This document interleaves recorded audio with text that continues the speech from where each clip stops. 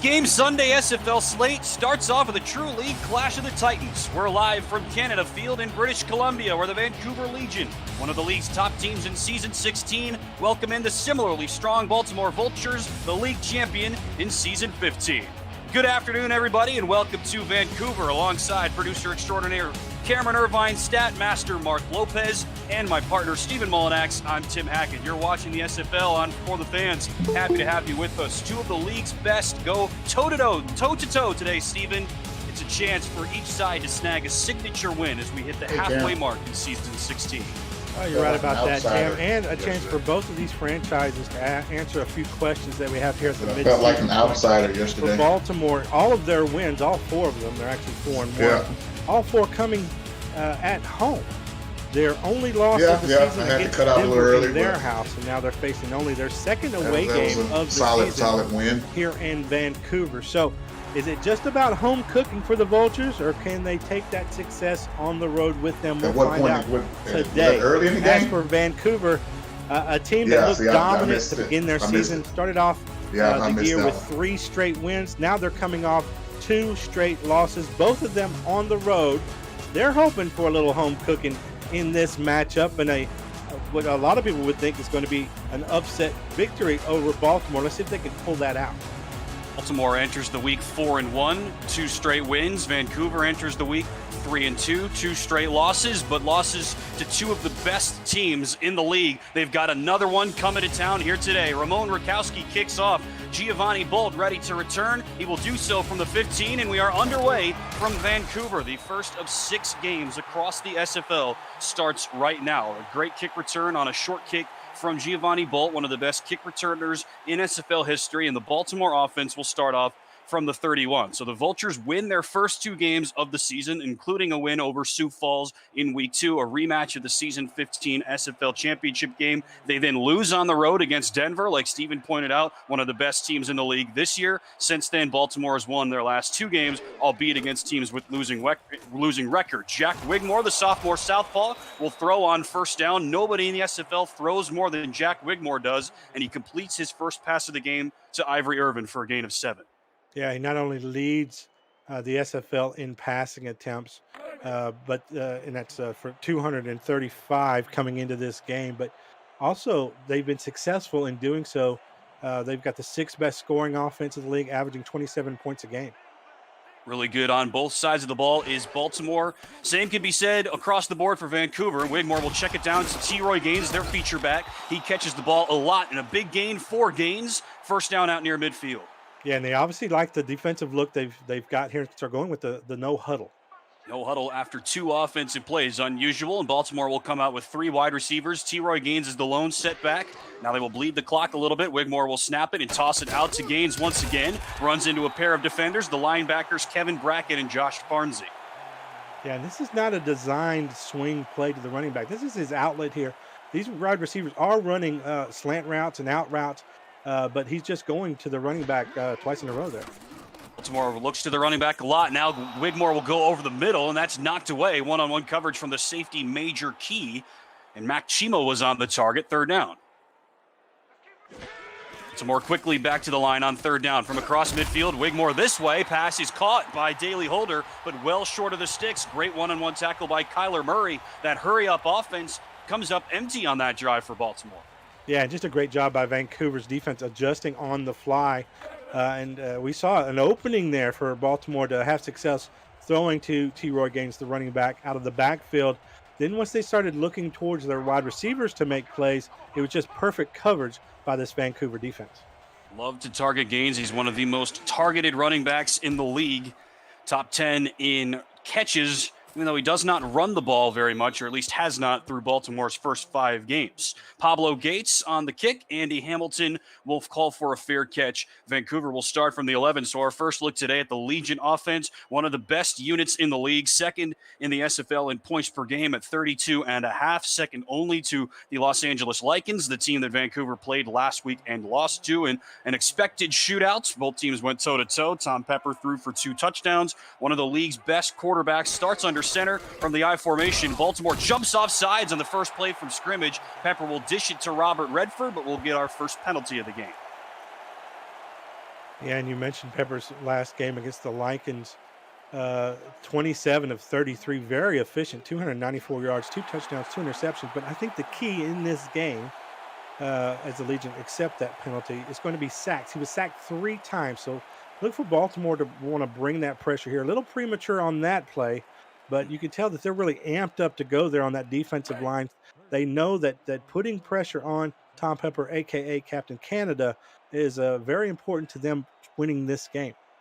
These are two of the best offensive lines in the SFL. They have each allowed 6 sacks total over their team's first 5 games. Two of the best marks. Pepper bullets it. His first pass attempt is caught by his longtime running mate, Brett Killian, all the way out to the 30 and a gain of 14. Well, look, I think we've talked about this connection ad nauseum, right? And Tom Pepper and Brett Killian, I mean, they are the Tom Brady, Rob Gronkowski of the league, per se. They are a connection that will go down in the annals of SFL history.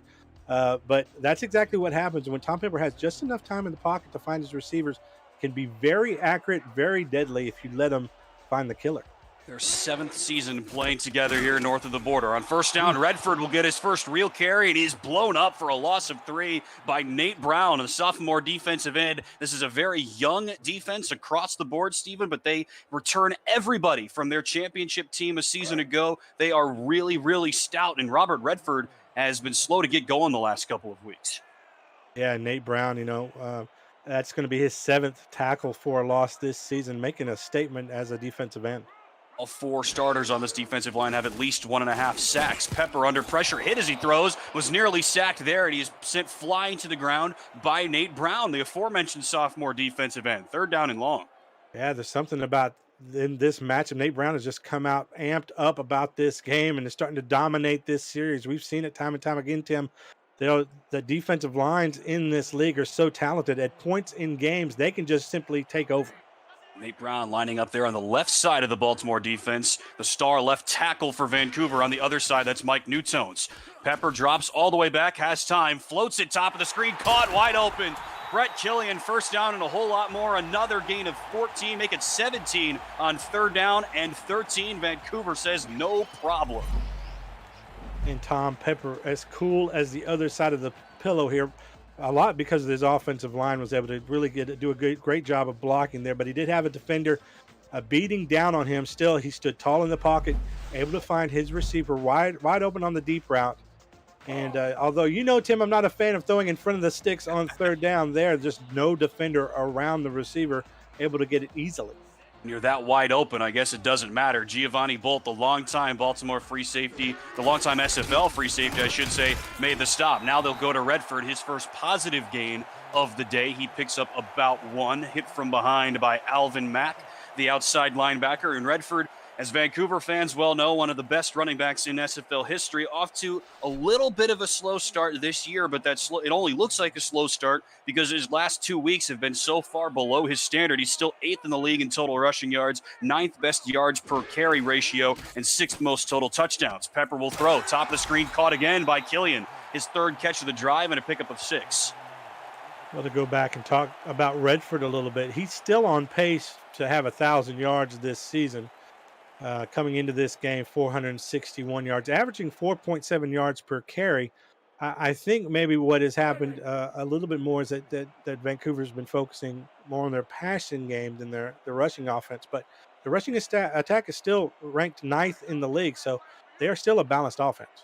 When you look at the numbers that Pepper has, it makes sense why they might be throwing it more. Pepper will throw it to Redford, and Redford gets trucked, picks up 1, and Alvin Mack makes another stop. He had 45 tackles coming into today. This was a midseason acquisition for Baltimore last year once Joe Dazzo retired midseason, and Mack has done nothing except dominate since he's entered the SFL.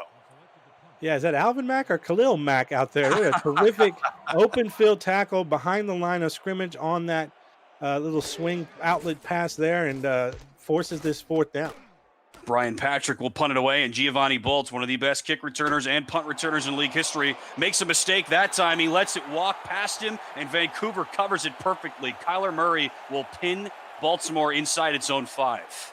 Well, oftentimes when you get these two, or you get any two offensive powerhouses against each other, you expect a lot of fireworks. I kind of found here in this league, especially this season, that's kind of been opposite of the case.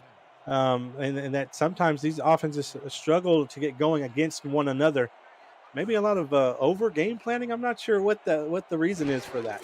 Baltimore, one of the best offenses in the league, like we say. Gaines will try to stretch it outside. Hit at the line of scrimmage. Last-second tackle by Kevin Brackett. To your point, Steven, I mean, you look at the bottom right corner of your screen. The folks at Jack's Data always said spreads and over-unders for games here in the SFL. They do a really good job with all the work behind the scenes that they do. They set the over-under in this game at 54.5.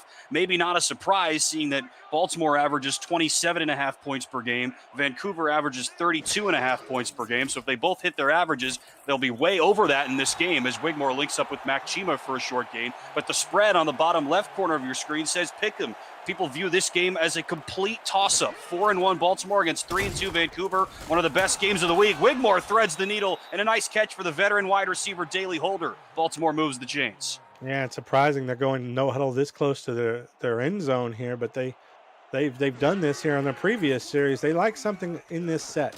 Wigmore was last to the line, and he will toss it this way, and it's caught by Lloyd Graham Jr., their veteran tight end, to pick up a 4. Right back to the line go the Vultures. 3 wides to the top. Graham, the tight end, to the bottom. Wigmore quick drop. This is the patented Vulture play. Toss it this way to T-Roy Gaines. Lowers the shoulder. Picks up 6. Brackett makes the stop. And just Wigmore spreading the love, trying to find the open receiver. When he can't, he's got that trusted running back in the backfield to throw it to. 4th catch of the day already for Gaines. Wigmore will go the other way. Through coverage. It's caught by Chima. Somehow sidesteps around Kyler Murray and picks up 13. And these defenders are in position to make plays, but Wigmore is just simply making better passes, really threading the needle on a lot of these throws. From the 4-yard line to the 40-yard line in just a couple of plays. Wigmore over the middle. That one was into no man's land. Major Key was the nearest man to it. Daley Holder, I guess, on the target. That'll stop the momentum at least for a little bit and allow both teams to make some subs. Yeah, and I think Vancouver, they're huffing and puffing a little bit. I was huffing and puffing just watching it. But yeah, that no huddle, that's one of the strategies behind having that, is just keeping the substitutions from happening. That stops a stretch of 5 straight completions for Wigmore. This is the 8th play of this drive already for the Vultures. They will go on the ground to Gaines. T-Roy Gaines is a bruiser. We talked about how good he is at catching the rock. He's very good at running it when they let him do so. Dean Maddox the stop, 33 on 33. Best run of the day for either side here in the first quarter. Yeah, and I'm giving credit to his blocking. Just terrific blocking there to the outside of the line. Really ran 6 or 7 yards before he was even touched. If you give that to any running back in the league, they're going to make a gain like that, and especially T-Roy Gaines. Just 81 carries for Gaines, middle of the pack, entering action this week. 32 for Wigmore. Floats it, caught for a first down by Lloyd Graham. Farnsey, the linebacker, makes the stop from behind, and another conversion for Baltimore, but Graham goes down. He's hurt. Yeah, this is devastating here for Baltimore early. Let's, if you're a fan of the Vultures here, this is a guy that is key to your offense that came in with 26 receptions, 262 yards, and a whopping 5 touchdowns. I mean, this is a guy that's on pace to have double-digit touchdown scores. And now they turn to Jay Hayden, their number 2 tight end, to take his place. And let's see if the second-year pro can live up to the name. But let's just hope really Graham can get back quickly. One of the most dynamic tight ends in the league a season ago, Lloyd Graham. Will monitor his status and give you an update when we have one. Gaines will get the carry, and he picks up 3. Mark Lopez on the stop. Let's introduce you to the rest of the Baltimore offense. Jack Wigmore, the second-year quarterback, replacing the veteran Baltimore starter Mike Dazzo, Joe's brother, midway through the season last year. T-Roy Gaines is the running back. Trio of wide receivers, Ivory Irvin, Mac Chima, and Daley Holder, and a pair of tight ends under ideal circumstances, Lloyd Graham Jr. and Jay Hayden. Shark Tarkington is the place kicker. 2nd and 7. Again, the give to Gaines. He will sidestep up the middle, and he stopped for a gain of about 1.5. Major Key, the free safety, was in on the stop. Farnsey off the pile as well. And Major Key has had a fantastic season, elevated from really just being a reserve safety last year for Vancouver. He's the starting free safety this year, and he has dominated. Yeah, and he leads him and Mark Lopez here lead this team in tackles together. Almost 100 already this season.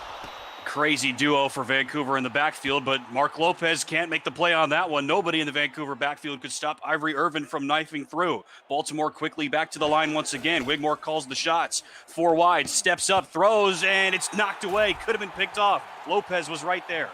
An absolute breakneck pace here, Tim. I mean, they have come out and they want to find some kind of a weakness here in this Vancouver secondary, going with all these no huddles. Not too many weaknesses. They take the ball away so much, but now they'll jump off sides. Wigmore bullets it, caught again. There's Jay Hayden jumping in for the injured Lloyd Graham, and he picks up 10.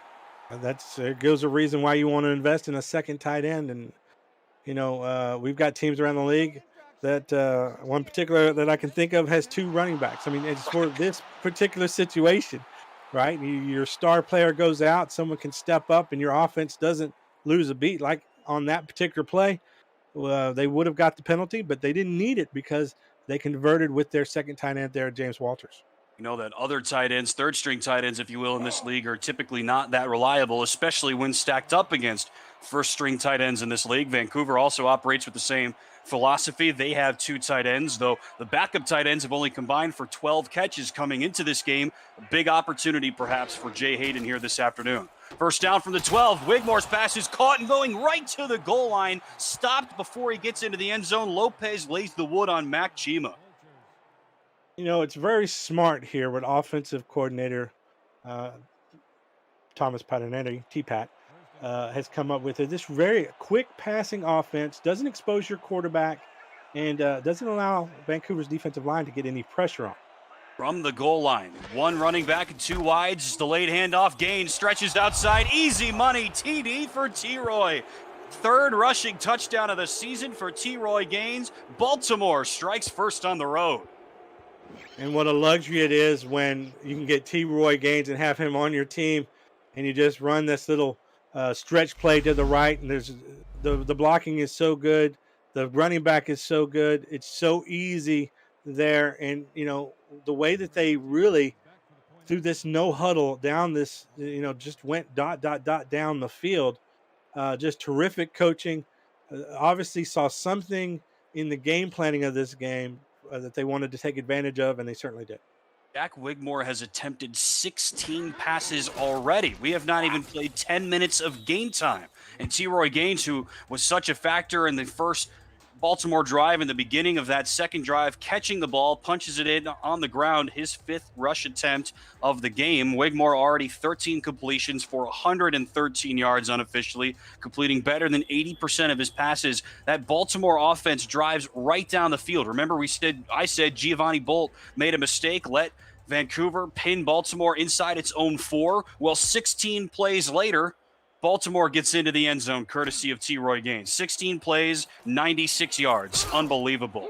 Now can Vancouver and their great offense respond? They will start off from the 20-yard line. Shark Tarkington made that PAT for Baltimore, one of the best kickers in SFL history, regardless of era. Has been excellent on place kicks of any kind in his SFL career. And so now Vancouver will try to respond. They are equipped with one of the best quarterbacks, running backs, and wide receivers in SFL history. Tom Pepper, Robert Redford, and Brett Killian, all top 10 in career stats for their respective positions. Not many other teams can say that they have a gauntlet like that running the show. Pepper, one of the best in the league this year. We'll check it down to Robert Redford. Redford accelerates and picks up a gain of 6. I love passing to the quarterbacks there. And an update on Lloyd Graham, a sprained wrist, may return in this game. That's good news for Vulture fans to try to get their star tight end back, although James Walters on that previous series looked like he was up to the task of filling those, not James Walters, Jay Hayden, apologize, filling those shoes of that superstar Graham. James Walters, the tight end here for Vancouver, caught his first career touchdown the other week. Can he elevate his game here with Dan Daly playing alongside him? Pepper, home run pass, and it's caught. One-handed grab over the middle of the field by Dan Daly. Right on cue, one of the best home run hitters in the SFL, has another deep ball. Vancouver's in business. Yeah, this might be Dan Daly's best season here in the SFL. I mean, he's just shown another level in his game. Vancouver's done a really good job of implementing them in the game plan, and he is like on that play. He's risen to the occasion. Almost 16 and a half yards per reception average for the tight end Daly. Pepper floats it, tipped and dropped. That one could have been picked. Nolan Pierce, the linebacker, had it in his hands. That was nearly a gift for Baltimore, but Pierce could not profit. Yeah, that's the yin and the yang of this Vancouver offense. They certainly make some spectacular plays, and then they make some plays where that could have cost them, and it has cost them in the past. Obviously, Tom Pepper coming in this game, 13 touchdowns, 10 interceptions. So they will turn the ball over at times, but they will also make some spectacular plays. Turnovers doomed Vancouver in more than one game last year. Why they finished 7-5 and not better, which they really very much could have. Redford breaks out of a tackle, spins out of a second one, and turns a gain of 2 into a gain of 9. Pierce finally brings an end to it, but that's the dynamism that Robert Redford, the box office success, can always bring. Yeah, there's been some criticism that the SFL here, we get a lot of passes to the running back. And my take on it has been, I will take a 3-yard pass or a 3-yard run. Both are successful and get you to the same point. So that makes a lot of sense to me.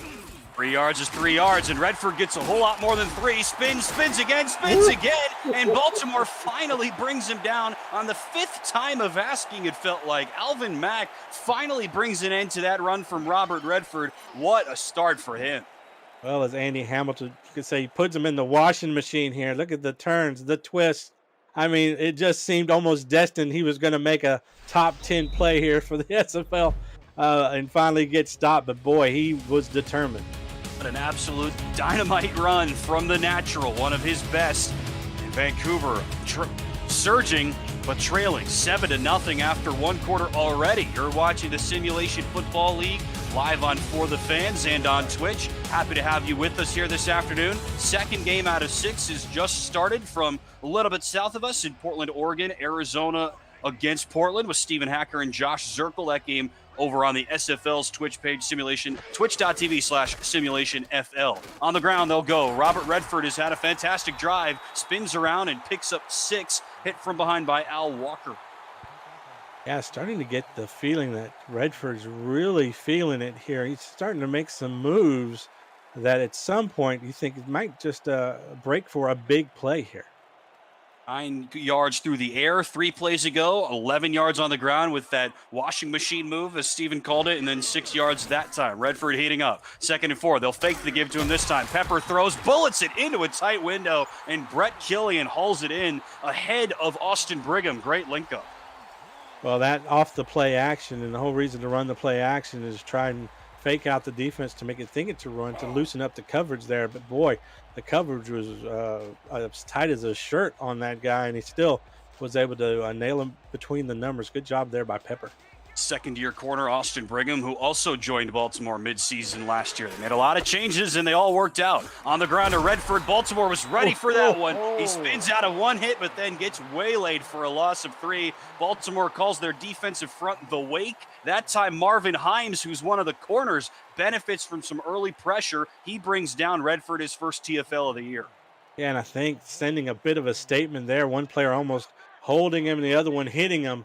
Redford took a shot on that one. It was Pierce who had the first contact, and Himes that brought him down. From the 20, over the middle, wide open. Pepper has his man, and a pickup of 8. That is caught by number 85, Andy Hamilton. His first year as an offensive player here for Vancouver, the longtime coach, general manager, and owner of this team, joining the wide receiver ranks. He's got his first catch today. And nice little, just a quick slant route right over the middle, wide open in the midst of the middle of this defense. And those are the plays that you got to absolutely love because it puts you in such great position here at 3rd and 2. 2 back sets, 3 wide for Vancouver, 3rd and 2 from the 10.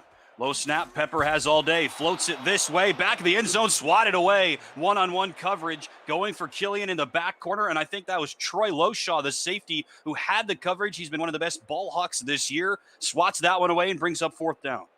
Well, honestly, I wouldn't want to attack anybody on this defensive secondary, but the one player you want to try to avoid is the guy who leads the league in interceptions. That's Troy Loshaw. They're in the back of the end zone, up to the task. 7 picks this season through 5 games for Loshaw. His best season of his career already. We're just getting started. Ramon Rakowski, one of the few non-roster kickers in the SFL. Doesn't matter. He's good from 26 yards. He's been a very solid kicker in his Vancouver career. And the Legion answered Baltimore's first scoring drive with one of their own.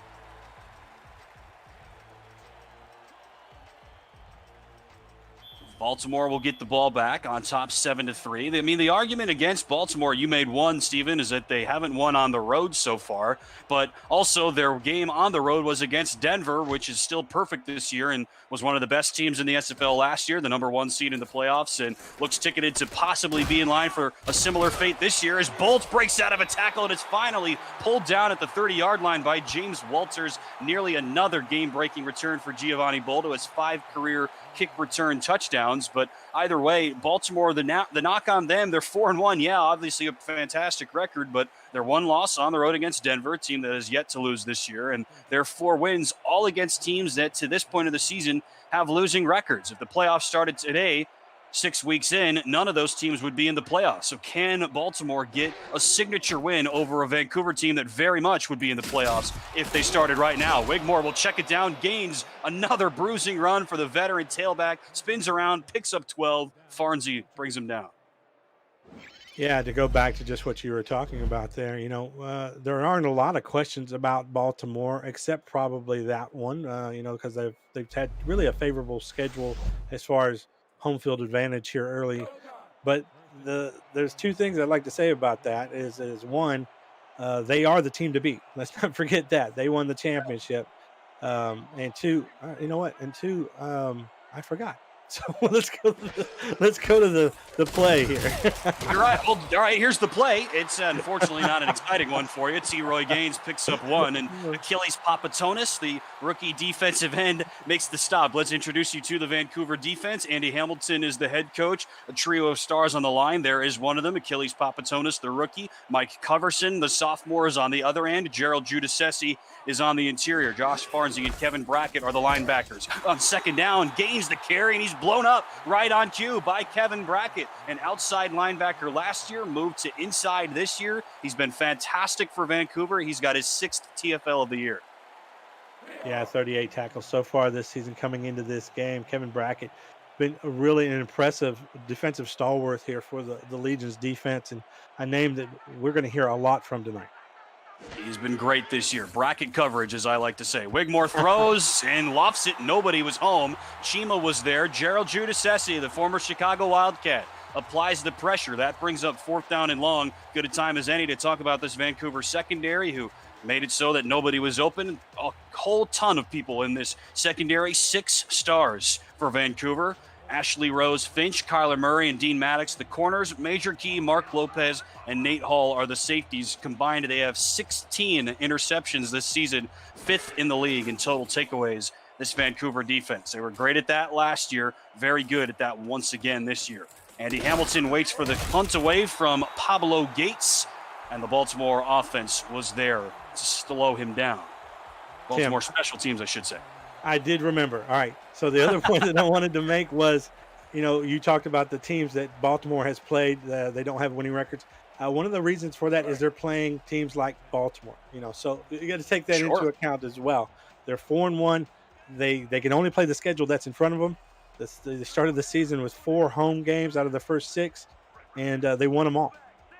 You're exactly right, Stephen, and that's why I think you make so many great points. As Pepper will check it down to Redford. Redford runs into a duo of tacklers. It's Austin Brigham who helps bring him down. Frank Smith, the middle linebacker, is there as well. That's something that's always lost in the discourse when people talk about, well, this team in any sport hasn't played anybody. Look at all their opponents they play. They all have losing records. That's a byproduct when that team that we're talking about is good enough that they're going to beat just about anybody that they play. It doesn't matter that those teams have losing records because one of their losses was to this really good team. Baltimore is obviously one of the best teams in the league, and as you said, the reigning champs. So they were going to always get a lot of consideration as Alvin Mack makes another hit on Robert Redford for a gain of 1. So it doesn't matter. They could play a team like Vancouver or a team like Denver or a team like Los Angeles or one of the other St. Louis, one of the other best teams in the league every week. And it wouldn't matter because this is still the team to beat coming into this year. They have earned that respect because of how good they were last year en route to winning the title. 3rd and 5 for Pepper. Bullets it again, caught again. Another first down and a pickup of 10 over the middle. TP to BK. This connection has been on fire. Yeah, you're absolutely right. And, you know, we see Tom Pepper on 3rd downs. He will always look to his trusted wide receiver there, Brett Killian. Although, look, that take nothing away from Kendra Hall, has had a terrific season. Already has 4 touchdowns, nearly 500 yards. And Andy Hamilton as well has been surging. But when you need a conversion, you're looking at old number 12. And now over 500 receiving yards on the season. Fresh set of downs for Vancouver. Pepper is thrown down. Vancouver does not give up a whole lot of sacks, but Baltimore does get quite a few. Sir Ron Yates, the 4th, now has 5.5 this season.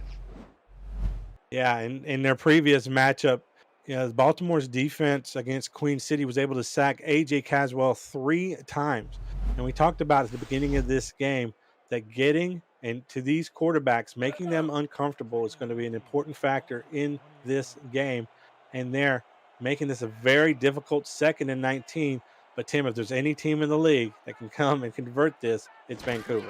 We've seen it before. Having Wade Pepper under pressure, he'll throw it down to Redford. That isn't going to help. Redford only picks up, well, actually, he loses one as he just scored it out of bounds by Alvin Mack. The rest of the Vancouver offense, you've heard from him. Tom Pepper, the Canadian, Captain Canada, as they call him, the quarterback. Robert Redford is the tailback. Brett Killian, the Saskatchewan native, is their top wide receiver. Kendra Hall has had an amazing season. In her first year north of the border, Andy Hamilton rounds out the wide receiving core. Dan Daly, James Walters are the tight ends and 2 stars on the offensive line. 3rd and 20 for Vancouver. Short drop for Pepper. Throws it right into the breadbasket for Tyvon Boyd, one of the 2nd-string wide receivers. They link up for a gain of 13. It'll be 4th and 7. Those star offensive linemen, left tackle Mike Newtones, left guard Michael Percoco, both on their 2nd seasons with Vancouver. So this Vancouver drive, Steven, it stalls. That 2nd down and 19 was too much for even them to overcome.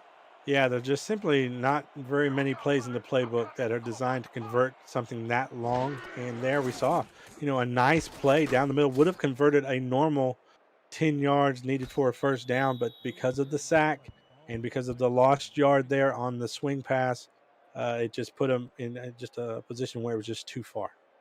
5.5 sacks for Sir Ron Yates, the 4th on this Baltimore defense, leads them. He was a defensive end last year, moved to the interior this year, and is off to a really good start in this season for Baltimore. So the Vultures now take back over on top 7-3 on the road. We're the best teams in the SFL, and after this week, we will be halfway through season 16. Wigmore floats it up, caught by Mac Chima, one of my favorite players on this Baltimore team, Steven. He hauls it in for a gain of 7, already his 4th catch. Yeah, Chima came into this game with 23 receptions, 232 yards, but only 1 touchdown. So, that is a little low there for Chima. I'm sure they're going to try and start getting him going because at 6'4", 230 pounds, terrific end zone target. It's kind of been one of his knocks over his career. He doesn't score all that many touchdowns, even though he does get a fair number of catches. 2nd and 3, Wigmore floats it, batted away. Could have been picked again. Kevin Brackett was the one who laid the wood on Ivory Irvin, who has scored a fair number of touchdowns over his career and is off of a fantastic game last week against Queen City, but Kevin Brackett makes the play that time. Well, let's give a lot of credit to defensive coordinator Andy Hamilton there, putting his defenders in perfect position. We've seen it time and time again in this game. The defenders have been in great position to make plays. Whether they make them or not, that's the question. 4 minutes left in the first half. Only 10 combined points between these two highfalutin offenses. High pass by Wigmore. What a catch. That time hauled in. They go up the ladder and they haul it in. Is that Lloyd Graham who made the catch, or am I seeing things? No, yeah, you better believe it. There. Welcome back. Lloyd Graham Jr. injured in the first quarter. If you're just joining us, they said he may return, and return he did. Big time catch for him. And I think that was just a play right there where the defender had an opportunity to either intercept or bat that ball down, put his hands up, actually both hands up to try and knock that one away, but the pass was too accurate. Wigmore throws. It's caught once again over the middle. I think that's Graham once again, who's sandwiched by a pair of Legion defenders. And you said it, Steven. I mean, Jay Hayden had that one great catch on the drive where Lloyd Graham went down injured, but when he is in the lineup, this Baltimore offense is just so dynamic. He was great last year, one of the most dynamic tight ends in a league that's chock full of them. And when he's out there playing, He is possibly Baltimore's best pass-catching option, though that's debatable. They'll go on the ground to Gaines, and Gaines is stood up for no gain by Kayvon Jackson, one of the backup linebackers. Yeah, and T-Roy Gaines, not looking totally like his old self, although he's averaging 4 yards per carry, which is a decent clip. We're just used to seeing T-Roy being this dominant force in the league, and they have turned him more as a receiving option here this season. We'll go with a 2-back set, and they will bunch it up. Well, they go Gaines' way. Wigmore tries to go over the middle for Hayden, and he's hit from behind by Gerald Giudice. We've seen that happen a couple of times, and there is a jiggle for the man that they call Jiggle. That's a lot of jiggle. 6'5", 295 pounds, and coming into this game, 2.5 sacks. But his specialty here, 8 tackles for loss, and that's terrific there at the defensive tackle position. So getting a lot of penetration, a lot of work done there. A 15 mark in the league. Pablo Gates nearly has his punt blocked, sails away towards the end zone, bounces. Can they do it again? The other way? No, they cannot. We saw Vancouver pin Baltimore inside their own 5. That time, inside their own 5, they try to pin the Vancouver offense, I'm trying to say, but the Baltimore special teams cannot make it happen. Keep up with the SFL and its teams on social media at Simulationfl. Follow and subscribe to all the channels: Facebook, Twitter, Instagram, YouTube, Twitch, and TikTok. Yes, TikTok. From teams to podcasters, final scores to major highlights, SFL Social has you covered. Vancouver with the ball, 3.5 minutes to go. Pepper, deep bomb for Pepper, caught again by Brett Killian, and a pickup of 20 for the 2 Canadians. They have been on fire in this game. Well, speaking of TikTok, Pepper and Killian should have their own channel. The amount of highlights they put together, they'd get a ton of views here. And again, it's just this connection that is just so unique and special in this league. 2-minute warning already in the first half. Baltimore on top, and an exciting one. You're watching the Simulation Football League on For the Fans and on Twitch. Happy to have you with us here this afternoon. We start off a 6-game slate. Tim Hackett and Stephen Molinax with you live. Mark Lopez running the show in the stat truck, and Cameron Irvine keeping us on air and above water, like always. Thank you for joining us here on this wonderful Sunday afternoon. On first down, Redford gets the give, and he picks up a gain of 4. Let's quickly introduce you to the Baltimore defense. You've gotten to hear from a lot of them so far. Nate Brown, Tucker Lewis, Sir Ron Yates IV, and Al Walker on the defensive line. Alvin Mack, Frank Smith, and Nolan Pierce are the linebackers. Cornerbacks, Marvin Himes, Austin Brigham, and Ben Stackenpaper, the sophomore, and safeties, Giovanni Bolt and Troy Loshaw, both of whom have been in this league for more than a half dozen years, the 2 veterans. 2nd and 6, Pepper will once again check it down to Redford. Redford accelerates, and a big gain. Giovanni Bolt, the aforementioned stud free safety, makes the play. He's been kind of quiet this year, Stephen. Bolt, I mean, his numbers are not really all that sensational through 5 games, but Troy Loshaw's numbers have been tremendous. Yeah, and it is unusual for Bolt. Bolt last year I thought could have been a candidate for MVP. A terrific defender, maybe even a better special teams returner. I mean, this is a guy that impacted the game on 2 different phases, and it's been a little bit of light work here for him early in this season. But look, Baltimore's 4-1. If he starts to come alive, that's just another championship run here for them. 3 pass deflections this season for Bolt as Pepper floats it up, and it's caught once again. Pepper sends it up. Daly brings it down. Pickup of 10. This Vancouver offense moving here on this drive. Yeah, and again, I am just amazed at Dan Daly's athleticism as a tight end, and he's already 6'5", and you saw Pepper really lay that ball out pretty high up, and Dan Daly has the athletic ability to go and high point that ball and really towers over everyone around him. Over 4,000 yards now in his career. Pepper to the top of the formation, looking for Kendra Hall that time, her first target in the game. And Marvin Himes, who has also had a little bit of a slow season, one of the more veteran defensive backs on this Baltimore team, makes the play in one-on-one coverage. Yeah, kind of a veteran move there to actually peek a little bit back towards the quarterback, sees the ball there and tips it with one hand at the last second. See, that's just perfect coverage by him. Kept his eyes on the receiver, knew when to look back for the ball, and made the play. Mentioned it. Kendra Hall has been tremendous since coming over to Vancouver, joined the Atlanta Swarm midseason last year, signed with Vancouver to play with Kate Hall on the defensive side for Vancouver, and of course the rest of this Vancouver contingent had a fantastic game last week. Nothing doing for her so far here. 2nd and 10. Pepper floats it up, and a one-handed catch once again is made. That time by Andy Hamilton. He's got that baseball-style reach-out, one-arm grab on lock. You and I have seen him do that a couple of times this year already. Yeah, like a shortstop snagging one, right? And getting it there to first base. This is a terrific play here, and it all stems back to the protection of this offensive line. That play took a long time to develop as those routes had to cross in the middle of the field before Hamilton was open.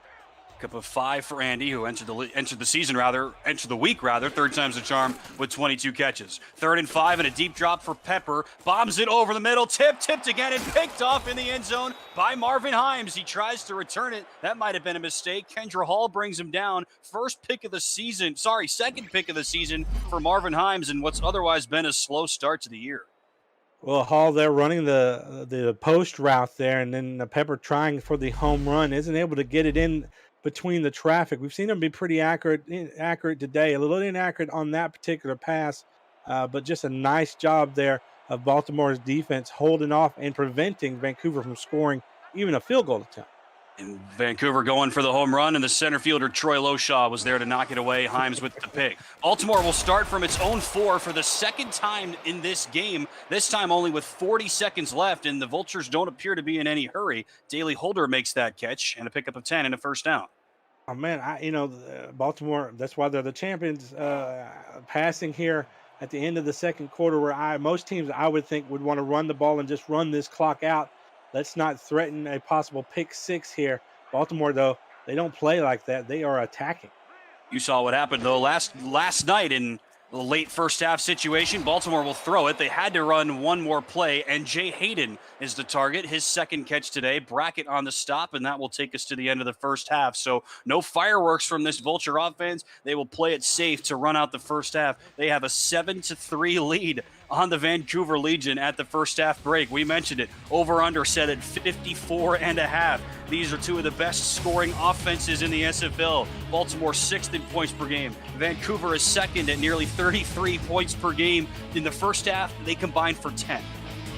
Yeah, and look at time of possession is nearly equal here, and we have a low-scoring defensive game in a matchup that we thought we were going to see a lot of fireworks in, featuring two of the top offenses in the league, and it's just been kind of the opposite. And I think that just speaks to how well these defenses have been coached up to try and stop each other, and been doing a terrific job to limit the points to where it is.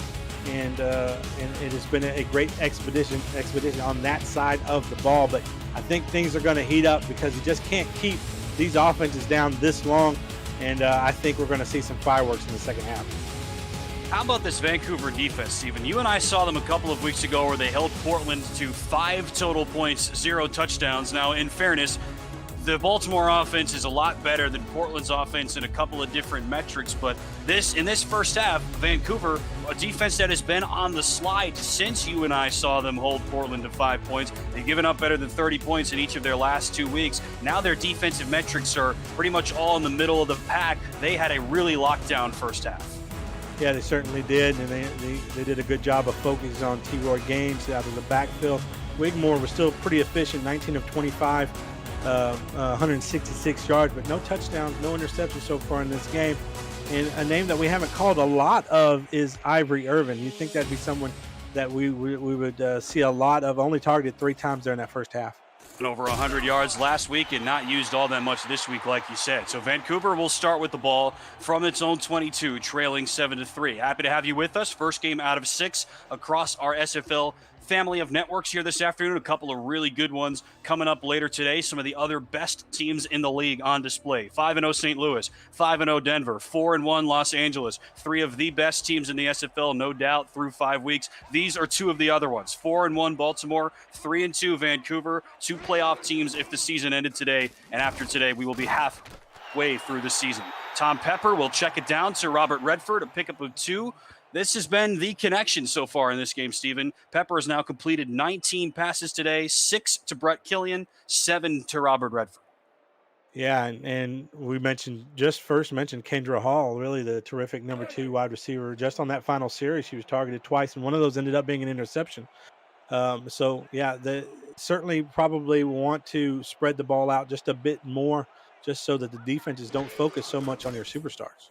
2nd and 8. Pepper will go back to Redford. He did not have a whole lot of catches coming into today, but he is showing why they probably should target him more. Only 19 grabs entering action today, and that is his 7th catch for now 40 total yards through the air. Yeah, and T-Roy Gaines actually had double the receptions of Redford coming into this game, being much more used as a receiver out of the backfield. But I think this is just all part of the evolution of the offenses that we're seeing here in the SFL. They're wanting to get their running backs more involved in the receiving game because they're such dynamic playmakers. Tom Pepper has been fantastic this season. One of the best quarterbacks in the league has elevated his game once again. 1st and 10, he will throw, fires top of the formation, caught, 1st down and a lot more for James Walters. The backup tight ends, we mentioned him, Stephen, they did not get a whole lot of run. The number 2 tight ends, I should say, they did not get a whole lot of run entering action today, combined for 12 total catches. Today, they have now combined for 3. Well, my nemesis, Mike Daggs, always say tight ends matter. And unfortunately, I have to agree with him here. I think more and more we're seeing teams adopt that 2 tight end investment. And that's just the reason why it just spreads the offense out and helps you in the receiving game, but also in the running games, giving you an extra blocker. Well, there was no blocker that time for the running game. Redford was left completely unopposed, and he is blown up by Nolan Pierce. These Baltimore linebackers, Steven, I mean, you see this across the league sometimes, but all 3 of them are adept at rushing the passer. Only Nolan Pierce has a sack, half a sack, and that time he's now got it. He picks up a TFL. He's now got 6. Mack had 4 entering action. Frank Smith, the middle linebacker, had 2. You don't see that a lot from middle linebackers in this league. 2nd and 14, Pepper bullets it. What a catch by Kendra Hall. What a way to get her first catch of the game, showing her best Andy Hamilton with a one-arm grab. Boys in the truck, let's get a replay of this one. This is a terrific one-handed grab, just going out there, the post route to the middle of the field, and snags it away from 36 there. That's Troy Loshaw, the interception leader. Does a good job of getting it out of his mitts because, boy, if he's in that area, we've seen him a lot of times this year snag those away. Up of 22 for Kendra Hall, who goes over 500 yards receiving in her first season over the border, and they target Troy Loshaw, like you said, who leads the SFL in interceptions. Not that time. Pepper over the middle again, tipped this time. It was hit by Felix Maryland, who was one of the backup safeties. Hamilton was on the target. Yeah, and Hamilton took a pop right there. And you talk about a bang play. Well, Hamilton got all the bang right there that he could handle. Good night. I'd be in the hospital for a week if I took that hit.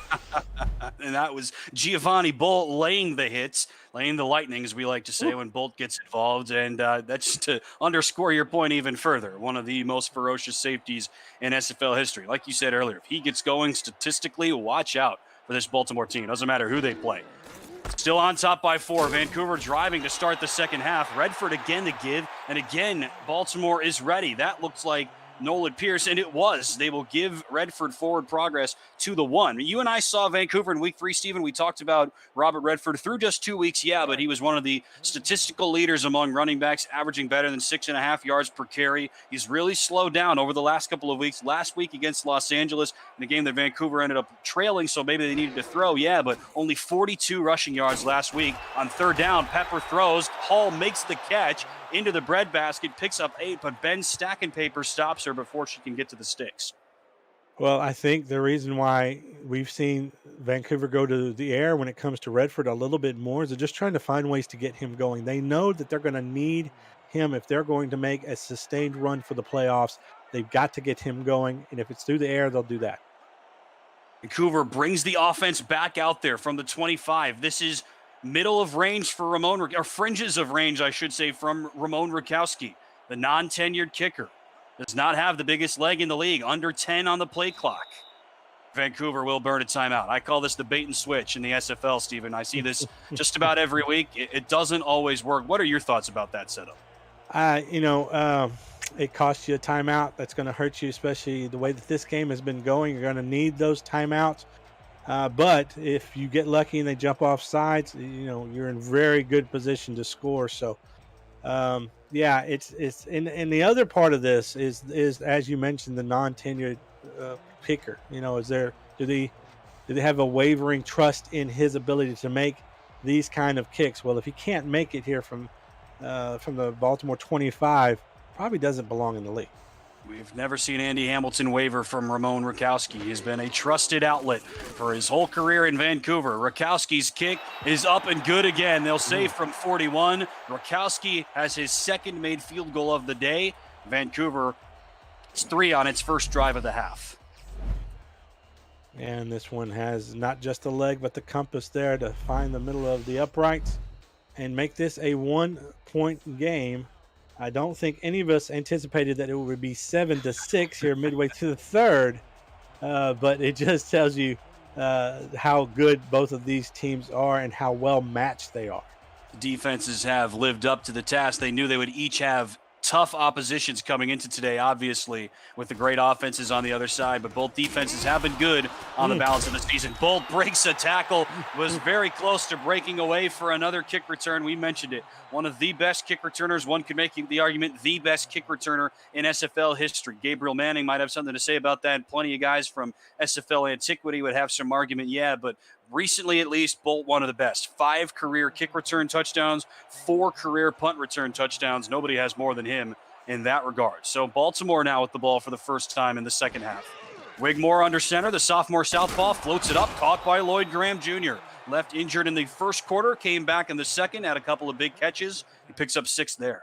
Now, I'll probably regret saying this, Tim, but what we've seen so far out of this Baltimore offense is they're simply taking what Vancouver is giving them. Those little slant routes, those little out routes, just methodically moving down the field, not looking for anything deep. Now, I say that, and this will probably be a bomb for a touchdown. Yeah, watch out. Ivory Irvin's at the bottom of the screen. Wigmore, deep drop, flags fly. He will throw it short. Past the first down line goes Lloyd Graham. Graham picks up about 8 through the air.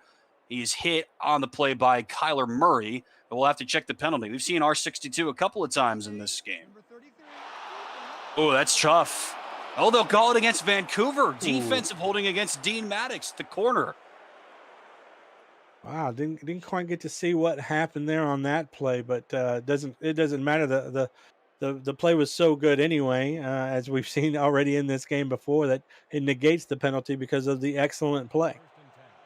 Nobody throws the ball more than Jack Wigmore. Entered this game with 235 pass attempts, by far the most in the league. 47 attempts per game. His season low is 43, just for context. Another one for him here. Bullets it right into the hands of Ivory Irvin. Farnsey makes the stop for a gain of 6. Just for comparison, Tom Pepper, who also throws the ball a lot. We know that Vancouver is a pass-first offense a lot of the time.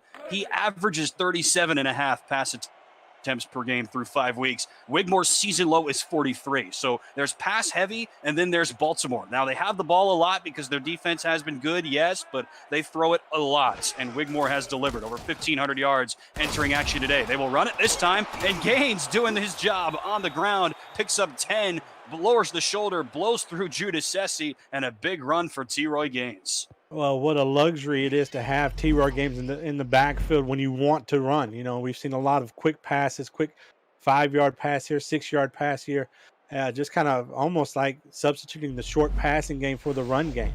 But when you need to power the ball through the rushing attack, to have good old T-Roy Gaines in the backfield is a real luxury.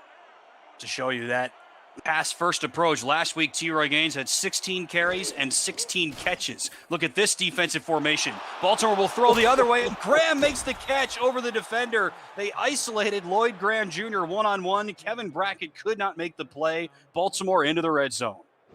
Wow, and he nearly made that play, Brackett did there, but just out over the outstretched arms of old number 55 as Graham comes down with that ball, and that's called mismatch. Right there, that's putting a tight end on a linebacker, and you're just hoping that one out athletics the other, and of course it always helps to have a accurate pass from Wigmore. Mark Lopez makes the stop, 7th catch for Graham. Gaines now on the give, tries to spin outside, and Vancouver Did not let T-Roy Gaines pay for his laundry that time. Nothing doing in the washing machine. And Mark Lopez, he's been known as the stat sheet stuffer in his career. Steven, you know better than me. He's got another tackle. He had 52 leading Vancouver entering action today. One of the best safeties in the league. Moved over to strong safety in the offseason, paving the way for a major key to have a major impact. 2nd and 9. Wigmore pump fake, sidearm throw, and that's knocked away. A really adventurous pass from the southpaw Wigmore. Holder on the target, and Lopez was in the area again. Well, we've seen Vancouver being willing to give up the short pass play, particularly in the middle of the field, and then occasionally they're on the outsides, but nothing deep. Well, now once we get this close to the end zone and that defense starts to collapse, it's going to be harder and harder for Baltimore to find those open windows like they did on the field earlier. From the empty back set, 3 wides to the top and 1 to the bottom. Wigmore has all day, floats it into coverage again, swatted away again. Brackett was on the scene for Vancouver. Lopez was there to clean it up. The Legion make a couple of stands in the red zone. Yeah, and Brackett, 6'4", 245. What a frame on that guy, and it's got just a giant wingspan. And we saw him, flailing around on this series a lot.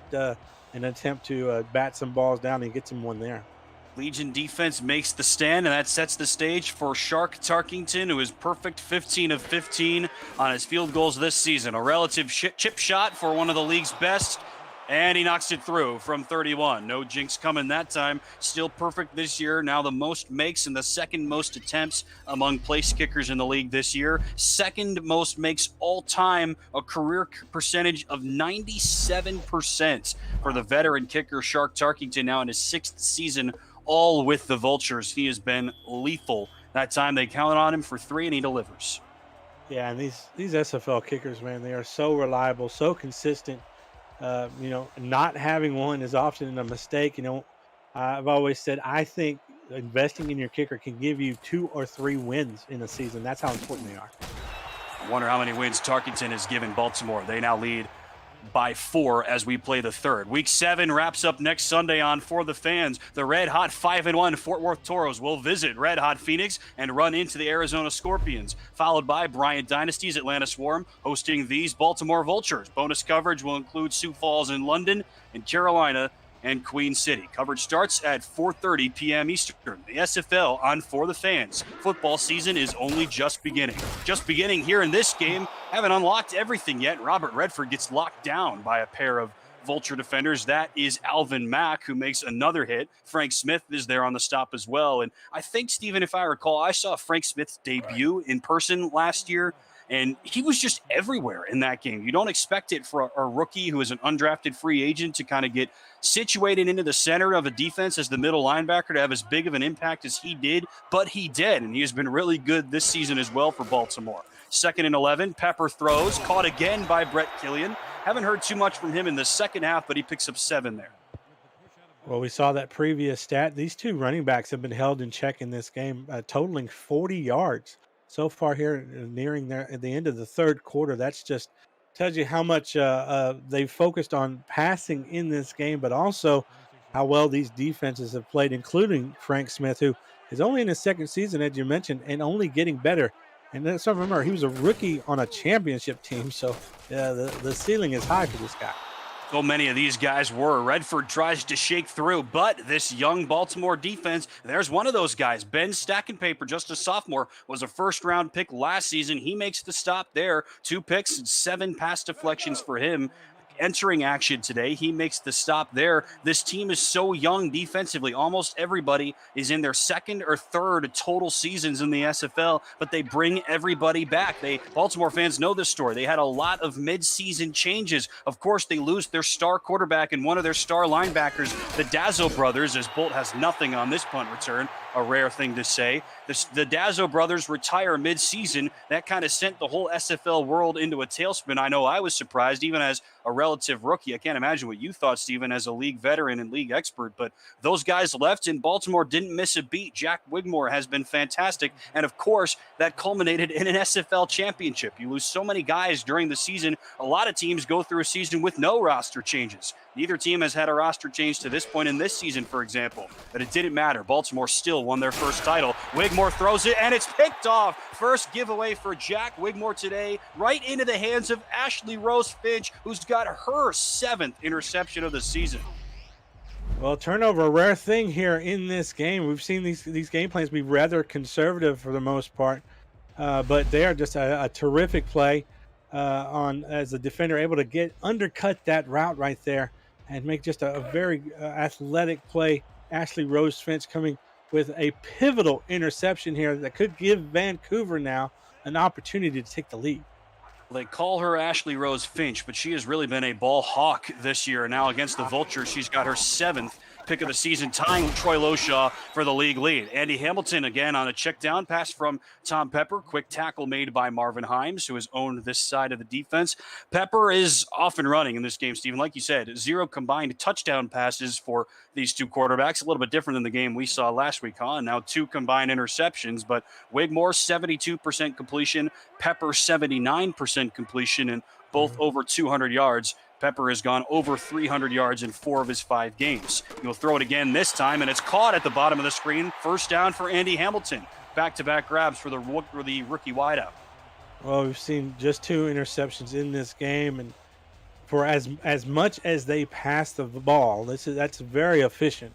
These guys aren't taking a lot of chances. They're, as we saw just on that play, that little out route there, just past the first down marker, just gets them just another opportunity to keep moving down the field, right on the edge of field goal range here. The edge indeed, even for Ramon Rakowski. Pepper will throw it down to Redford. Redford has some green grass, accelerates, breaks a tackle, and is pushed down inside the 15-yard line. They will stop him at the 12. A pickup of nearly 25 for Robert Redford through the air, and a big gain again for Vancouver. Well, on that play, he amassed more yards than he has running the ball in this entire game. And that's one of the reasons why you got to get your running backs involved in any way, shape, and form that you can, even if that means throwing out of the backfield, making them receivers, maybe even leading your team in receptions, which it looked like Redford might do. Redford entering action today. 19 catches for 73 yards today, 7 for 59 unofficially. From the 12, Pepper throws into double coverage, and it's caught somehow for a gain of 5. Kendra Hall, all reliable, has been a great target for Pepper this year. Mack makes the stop. 2nd down and 5. I think I'm noticing, Tim, we're not seeing a lot of yards after catch from these receivers. These defenses have just been right on top of these receivers. And while we see a high completion percentage from both of these quarterbacks, not a lot of yak yards happening. And even though Pepper has hit some deep balls, not a lot of yards after those deep balls. They will check it down again to Redford. Redford accelerates, sidesteps the defender, but the rest of the defense was there for the stop. That's Austin Brigham, who rallies to the charge, limits Redford to a gain of 4. I think if Redford could have that back instead of that stutter step, he would have pushed forward a little bit, might have had an opportunity to get the first down. Now what that does is right here on the edge of the goal line here, makes it a 3rd and 2, and they have to worry about going to 4th down possibly. Vancouver has had little trouble moving down the field, but can they punch it in for the first time? Pepper throws. Redford is open again. The Wake defense is there. Redford leaves one defender in his wake and gets to the 1. Marvin Himes had Redford dead to rights, but the veteran tailback spins out of the first hit and somehow picks up the first down. Yeah, Redford, that was all about him. That pass was thrown behind him. He caught it a bit awkwardly, lost his momentum, looked like he was going to take a loss there, but powers through that tackle to get the first down. On the I formation in the 1-yard line, Pepper will throw. Deep drop back, floats it top of the screen and out of the reach of Dan Daly. Frank Smith with one-on-one coverage. You mentioned it earlier, Stephen. Tight end, one of the best in Dan Daly against a linebacker, albeit a good one like Frank Smith, but that time the defense wins. Yeah, and actually, Frank Smith, Alvin Mack, both are terrific in coverage. Both have 4 pass defense and 1 interception each coming into this game. Terrific coverage linebackers, tough to find in an inside linebacker. What will they do here? Second and goal from the 1. Vancouver has yet to score a touchdown in this game. Fake the give to Redford, and Pepper is blown up. This Baltimore defense gets another sack. Troy Loshaw has one. He can do no wrong this season. 7 picks and now a sack for the veteran safety. Yeah, the safety blitz there, the blocker does a bad job. Barely puts hands on Loshaw, and they run the play action. If you're going to do that, you've got to throw the ball quickly. When you're that close to the goal line, just not even able to think about passing it because Loshaw was in his grill.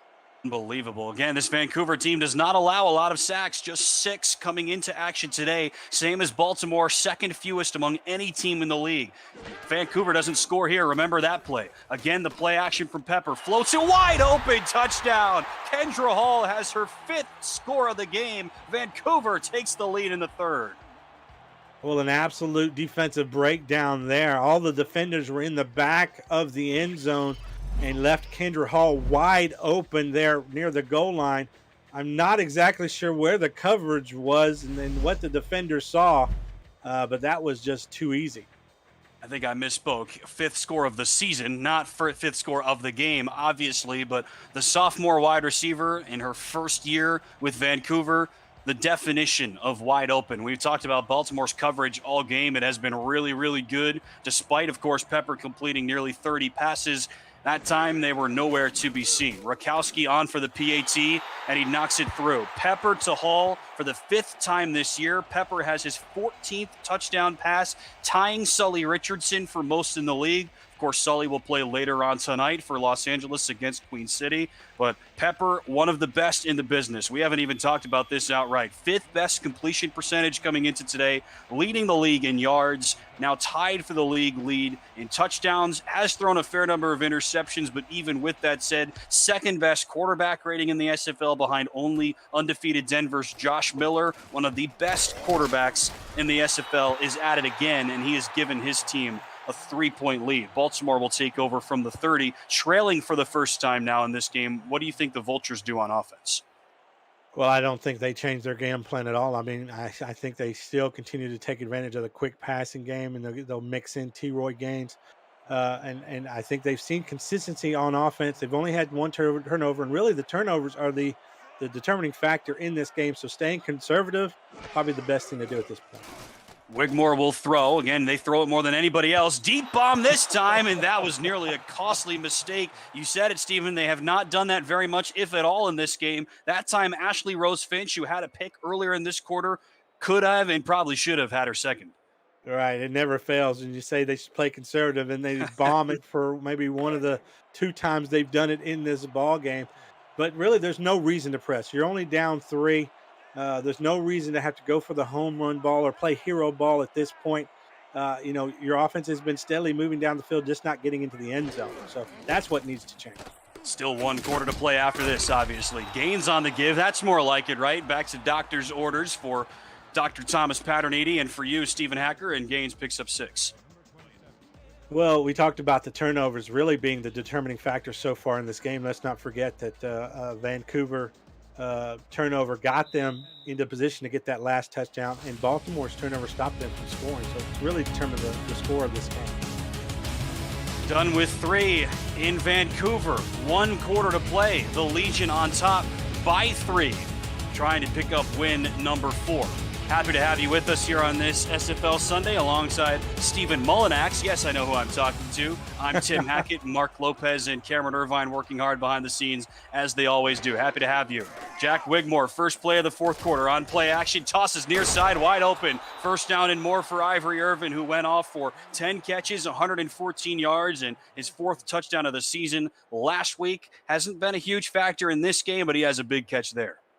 I'm not sure I've ever seen a wide receiver more open with 3 defenders around him. I mean, it's just inexplicable almost how wide open he was, despite the fact the presence of Vancouver's defense was right there. So as a defensive coordinator, you're probably just shaking your head like, guys, you're in position. Make the play, make the play.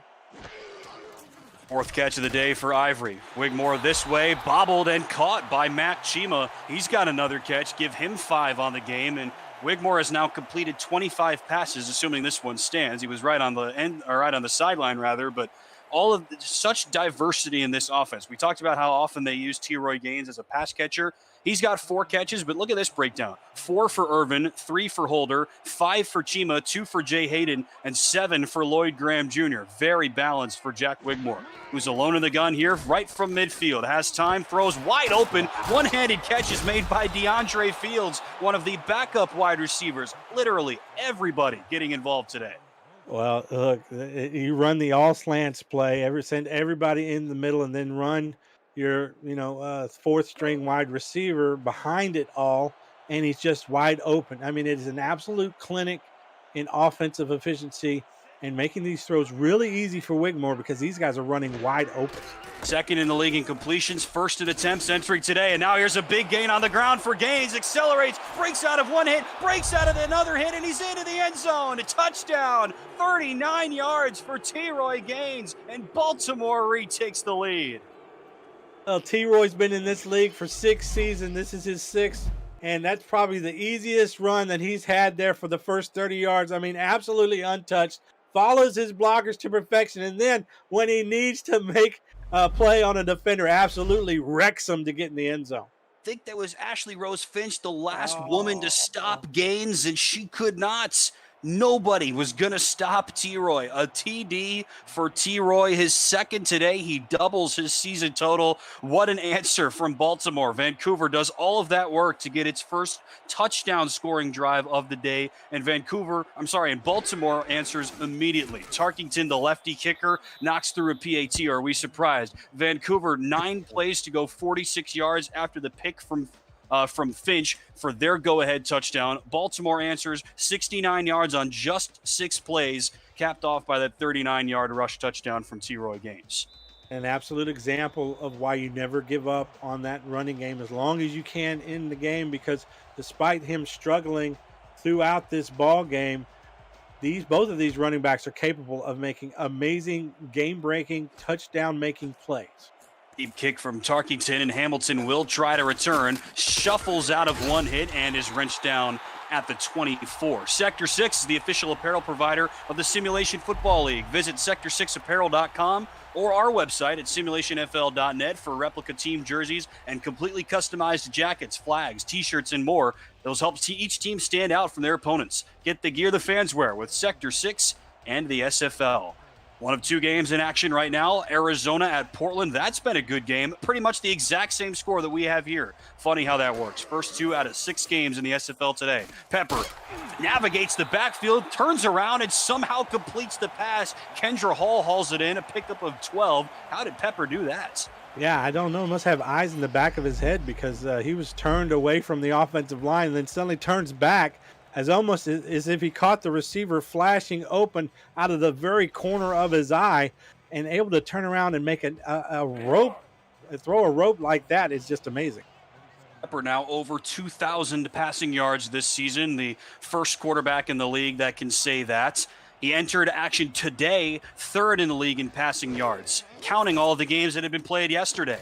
Floats it, and somehow it's caught. What a grab by Kyle Collins. Everybody on this Vancouver offense is getting involved. Boyd has made a catch. Now Collins, their number 5 wide receiver, makes a catch. Pepper can do no wrong. Yeah, and that was an absolute snag, a definition of a snag. I mean, pulling the ball out of the air there by his fingertips. But everything going so far here, Vancouver's way offensively. On the ground they go this time. Redford has nowhere to go. Great rallying tackle by Nolan Pierce. So Pepper now unofficially at 303 passing yards. This is their 6th game this season, obviously, and Pepper has gone over 300 yards in 5 of his first 6. The only time that he did not pass for 300 yards in a game last week against Los Angeles, where he passed for 294. So just about 300 in a losing effort against the Lycans. Pepper will check it down here, adding to his total. Redford, a couple of spin moves, hit at the first down line or near to it by Alvin Mack. Picks up about 7, and another nice game through the air. And just kind of give you an idea of Baltimore's defense and how well they've been playing in this game. Vancouver's only scored 13 points. The lowest they've scored in a game so far this season, 21 points. But those 2 coming in their last 2 games, which is were both losses. So doesn't bode well for Vancouver if they can't get over that 1 point mark there.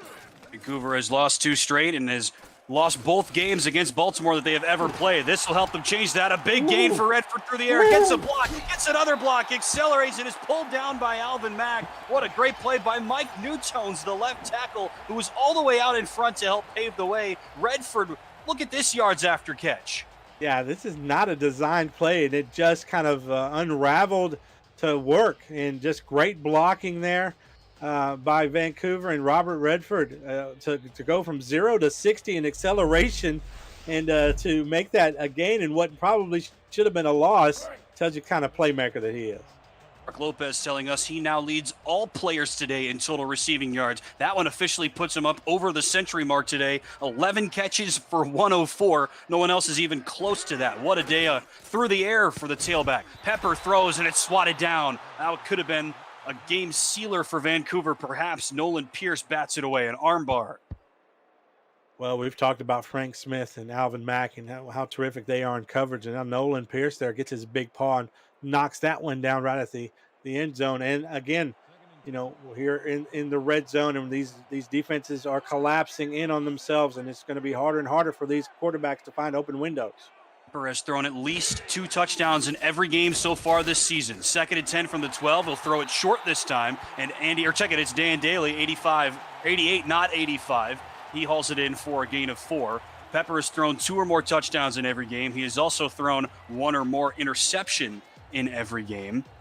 So it's been some of that boom or bust, feast or famine mentality for this Vancouver offense that torpedoed them at times last season. No question about it. 32 giveaways, 3rd most in the league. They have been a lot better at that this season, only 13 now.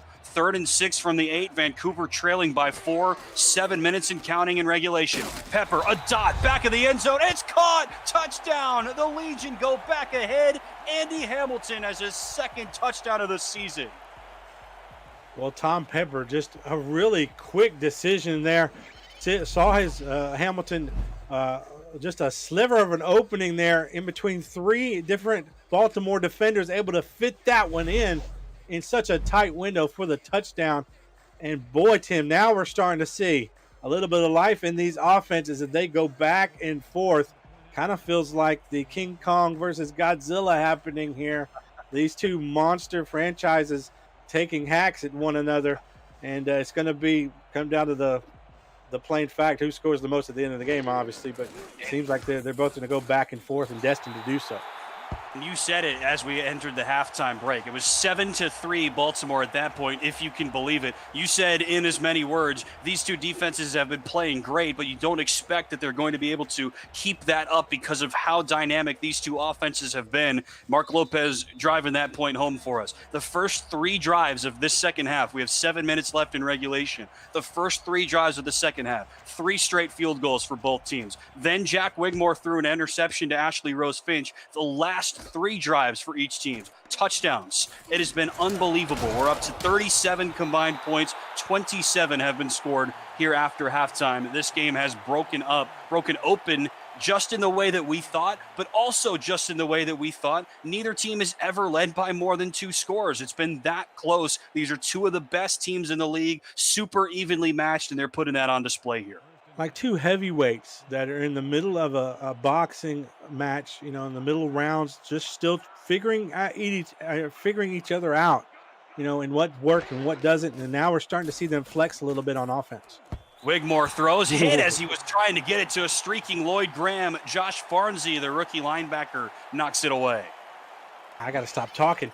Every time I say then the opposite happens of what I say. But no, these defenses, look, they're still out there reminding people, hey, there's a reason what happened in the first half happened, because we're playing lockdown defense, and we haven't forgotten how to play defense here in the last quarter and a half. So still there's an opportunity for this defense to make a statement in this game more than what they already have. I think the score will go ahead and lead people to believe that these defenses are underrated.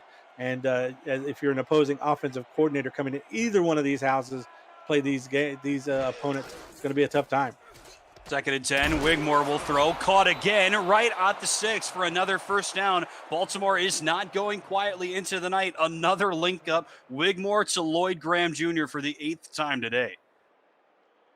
Lloyd Graham Jr., boy, it seems like a whole nother game ago that he was injured and stepped out. But his replacement came in, did a really great job, and that's one of the things, Baltimore loves to spread the ball, and they've got a lot of weapons. Next man or woman up in the SFL, and Wigmore will bomb it deep down the field. Finally, the deep ball comes into play for this Baltimore offense. Mac Chima hauls it in, and a big pickup for Baltimore. They're on the edges of field goal range already. Well, a flip has switched in both of these teams, and suddenly these offenses have come to life. And maybe it's just a factor of the defenses are getting tired out there. We're heading into the second half of the fourth quarter here. And now, we're just seeing all of these plays that didn't work in the first half suddenly start working here in the second. Major key on that stop on Mac Chima. Gains on the ground. First time he gets the ball on this drive, and there is not a lot doing. Farnsey makes another play. He has been busy. Really solid member of this Vancouver defense in his first season in the SFL, joining Kevin Brackett, who was a standout last season. There was an opening at the linebacker spot, so Brackett moved into the center of the defense. They draft Josh Farnsey to fill in on the outside, and he has been great. You get a look at Lloyd Graham Jr. That play that Farnsey made to knock away that pass intended for Graham was the first time that they targeted him, and it did not result in a completion. Somehow Wigmore completes that one. Irvin dances around a pair of defenders, gets right to the first down line, picks up 9. Major key on another stop. What a throw from Jack Wigmore. Not sure how he did that. Won't get a replay. That's a crime against humanity. We don't get to see that again. But yeah, I mean, from what I could see there, just two blue jerseys flashed in front of the receiver, but somehow, like a Houdini, able to magic that ball into his receiver's hands. More traditional play that time for Wigmore, but it does not work because Irvin was out of bounds. And before that play, Steven, I was going to say, I mean, we've seen this from Tom Pepper for pretty much his whole career. Yeah, he might be taking it to a new level this year. He's been one of the best quarterbacks in the league through 5+ games, but Wigmore has matched him pretty much toe-to-toe, blow for blow, whatever you want to say. He has been really, really good, and he has been since he joined Baltimore in the middle of season 15, en route, of course, to their championship. Less than 5 minutes to go. 2nd and 10. Gains on the give. Breaks through a wave of defenders and picks up the first down. A gain of 12 for T-Roy Gaines. Kyler Murray on the stop. When he has been on in this game, Gaines has been terrific. Yeah, and number 33 is the number I'm going to be calling for the rest of this series if I am Baltimore, because as you're edging towards the goal line, one thing you also have to keep in mind is the clock. You can't give Vancouver's offense too much time to take the lead in this game again. So if you know that you have an opportunity to get in the end zone here, why not take your time and take some time off the clock? Averaging just shy of 6 yards per carry, T-Roy Gaines. Wigmore throws it this way, past a diving defender. Chima on the catch. He spins, and he stopped right at the first down line and less than a yard away from the goal line. Mark Lopez saves a touchdown. What a play by Mac Chima. That's a way to get some yards after the catch. Yeah, and I kind of feel like I'm the opposite of Tony Romo. I'm calling one thing and they're doing the other. But, I think it's still the wisest strategy is at this point in the game. I know you want to get in the end zone. They may do it right here, but they don't, which is a blessing in disguise, Tim, because it's going to allow this clock to get down closer to almost 3 minutes. Gaines already has 2 rushing scores, including that highlight reel 39-yard run earlier in this quarter. That time, Vic Bowers, who is Gerald Giudicese's running mate on this defensive line, makes the play. Bowers will stay in. Baltimore right back to the line, trailing by 3 with 3.5 left in the fourth. Each team seeking a signature win. Gaines up the middle, daylight, and a hat trick for T-Roy Gaines. He had 2 touchdowns entering today. He's got his 3rd of the afternoon, and Baltimore goes back ahead in the fourth quarter. Yeah, and this one is just too easy here. I mean, just running your big, hulking running back right down the throats of the Vancouver defense, and absolutely no resistance there as the blocking is outstanding. And again, another change in this lead. Now the question becomes, Tim, have they left Tom Pepper in this explosive Vancouver offense too much time on the clock? To your point from this third quarter, 3:20 left in regulation. You would think plenty of time, yes, but Vancouver only 2 timeouts, not 3, because they burned one early in the third quarter trying to get Baltimore to jump offside. That, of course, failed. So maybe losing that one timeout will come back to burn Vancouver as they try to drive now to take the lead again. You never know, but it could happen. The SFL broadcast team is looking to add new talent to our ranks of broadcasters. Applications are being accepted now to try out for either play-by-play or analyst broadcasting positions. No prior experience is required, just a love for the game and a desire to succeed. The application can be found on our website, simulationfl.net/broadcasting. We would love to have you join the ranks. You can help us tell all the great stories about all the people here in the SFL, the people behind the players, as I like to say. Andy Hamilton on that kick return has a great story here in the SFL. He's tied into this Baltimore franchise as well. He was telling us earlier, I mean, this is direct from the horse's mouth, as they were, and thanks to Andy, who's a friend of the program, for telling us this story. When he did not get his first bid at a franchise in the SFL, it was Tim Johnston, the Baltimore owner, who reached out to him to tell him to persevere and to keep trying. And of course, eventually that worked for Andy, and he's had a lot of success. His team now trying to come back against TJ's team. That is a way to start. Pepper over the middle for Dan Daly and a big pickup. And a sense of urgency here, knowing they're down one timeout because that fourth down bait and switch they tried to do earlier in this game. Shaw just now back on side. Pepper will go his way, and Daly makes another catch. Back-to-back double-digit yard gains for the tight end from Pennsylvania. Another big gain for him here. Vancouver across midfield already. And back to the line they go. Pepper wastes no time, floats it up, and it's caught again. Third time's the charm. Another 3 plays in a row. They do the same thing, and it works every single time. Pepper to Daly. Yeah, and look, we saw no huddle out of Baltimore trying to take advantage of something in the defense. Well, Vancouver is pulling a page out of that book, and they found Dan Daly wide open in the middle of the field over and over and over again. I'm actually surprised they didn't continue to the no huddle there after 3 plays because it's working so well. 15 yards, 20 yards, and 13 yards on 3 straight plays for Daly. Vancouver now to the 35-yard line. Time winding down, trailing by 4. Pepper will go back to his bread and butter. Redford on the carry. Frank Smith on the stop. And Redford picks up 4 through the air. Pepper now over 400 passing yards in this game. We mentioned off of a season worst game, if you will, for a guy who's been tremendous last week in a loss to Los Angeles. This week, Pepper has been flawless. 2 minutes left in regulation time. The Legion trailing by 4, but they're driving from the 32-yard line. 4-point deficit. Happy to have you with us. Alongside Stephen Mullinax, I'm Tim Hackett, Cameron Irvine, and Mark Lopez working hard behind the scenes. A premier matchup. 2 of the best teams in the SFL meeting for just the 3rd time in franchise history. Baltimore has won each of the first 2 games. Vancouver trying to right the ship. Pepper will throw deep down the left seam, and it's tipped away by Giovanni Bolts. He steps up to make a big play in crunch time. Kendra Hall was on the target. Oh boy, and in Vancouver going for the whole enchilada there, and that's a tough matchup. Either one of these safeties opposite of Vancouver, Bolt or Loshaw, that's going to be a tough matchup no matter who you have out there. And it looks like Vancouver is wanting to go ahead and put some points on the board right now. Field goal doesn't do anything for him. Now under 2 minutes to go. Still with 2 timeouts. 3rd and 6 on play action. Pepper hit as he throws. Lofts it right sideline. What a catch! Andy Hamilton comes through in the clutch. A gain of 18 through the air. On 3rd and 6, Andy Hamilton delivers. Yeah, and gets out of bounds to stop the clock, which might be the more important thing here, and conserving one of those precious 2 timeouts. But now, as we see Vancouver's offense surging here at the Baltimore 14, do they start thinking about not leaving the Baltimore offense too much time on the clock, because they've been able to, with that no huddle, get down the field so quickly? Has to be something that you think about at this point of the game, no doubt about it. 150, clock will run. Pepper pump fakes, hit as he throws, lofts it up again. Wide open is Daly. They left him open. He picks up 11. Pepper got plastered once again, but it didn't matter. Yeah, and Daly is a guy that we need to watch here at the goal line. He splashed for 2 touchdowns in their previous matchup against the Lycans, so they like to go to their big athletic tight end here near the goal line. Also, don't forget, they have a terrific playmaker in Robert Redford in the backfield. Wouldn't be surprised if it would be a run or maybe one of those swing passes here. Of course, Brett Killian, one of the league's all-time leaders in receiving touchdowns at the bottom of the formation. Vancouver has a lot of ways it could go.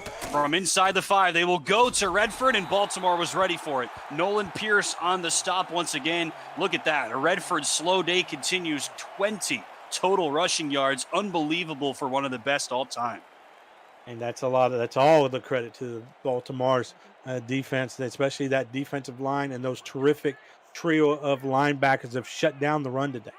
Once again from the 3, 1:20 left in regulation, and a 4-point deficit. Play action. Pepper under pressure, can't get away this time. Baltimore sacks him again. That time it's Alvin Mack. These linebackers have been lethal today. And that's the second time on the exact same play action play that we've seen a sack occur. Running that play action this close to the goal line had just been absolute death here for Vancouver. First sack of the season for sophomore linebacker Alvin Mack. Vancouver has 2 plays left. A field goal does them no good. From the 10, deep drop for Pepper. Bullets it wide open. Touchdown. The Legion take the lead. Kendra Hall does it again.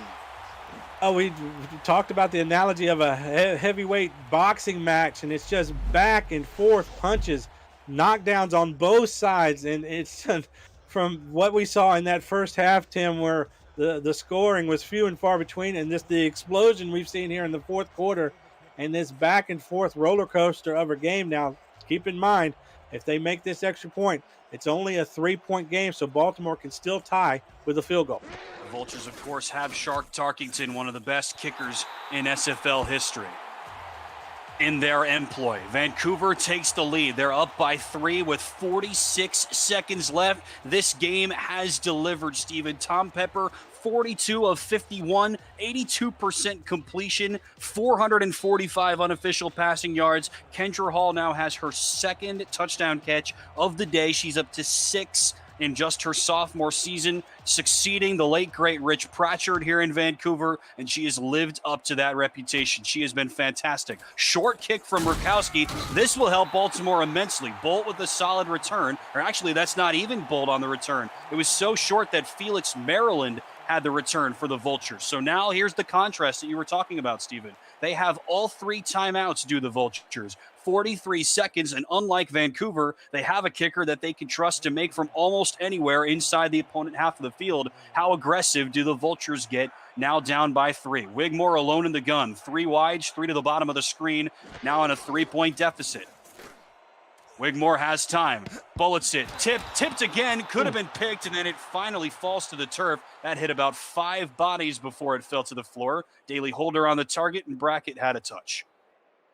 Well, you can't have a turnover here, but I will say this: Baltimore does have the timeouts to withstand a turnover if they had to, but this clock is going to be winding down on them quickly. And boy, the conservative game plan has worked for most of this game, but there may be a point here very quickly they're going to have to take a few deep shots.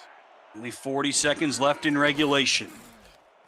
Moore has time, floats it this way. It's caught by Daly Holder, but he's taken down inbounds. That has kind of been Holder's job, if you will, on this team. He is the possession receiver, used to be a number 1, used to be one of the greatest receivers in the league, but he's come to be the veteran presence to a couple of 2 younger guys in Mac Chima and Ivory Irvin, and he has been great at that.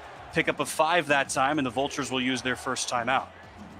Baltimore right back to it. 34 seconds left in regulation, 2 timeouts and a 3-point deficit. 4 wides, 3 to the bottom again for Wigmore on 3rd down. Rifles it, hits somebody in the helmet. He was going for Irvin, and Nate Hall makes the play. His second pass deflection of the season. He doesn't play all that much. He's their number 6 defensive back, and he comes up with the biggest play so far. Yeah, that was huge right there, and puts Baltimore now in this awkward 4th and 5 position. But we've seen Baltimore have a lot of consistency in this game, and it would be ironic for them to fall apart here on this series. Comes pass attempt number 46 for a team that averages 47 a game. Wigmore completes it. A dot on the clutch play.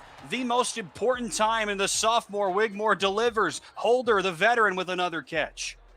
Yeah, and Baltimore there having to use another timeout. So they, despite what it says on the bug, ladies and gentlemen, there's only 1 timeout left for Baltimore here. 27 seconds left.